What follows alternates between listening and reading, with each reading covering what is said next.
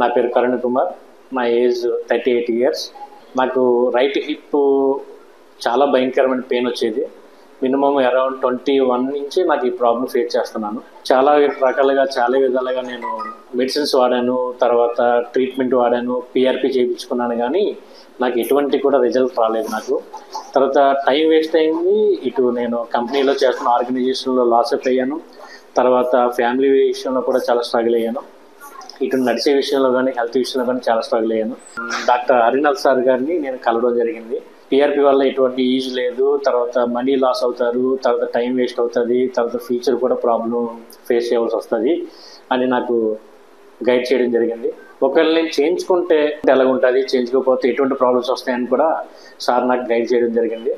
ఆ మోటివేషన్ వల్ల నేను హాస్పిటల్లో జాయిన్ అవ్వడం, తర్వాత హిప్ రీప్లేస్మెంట్ చేయడం చాలా ఆశ్చర్యం అనిపించింది.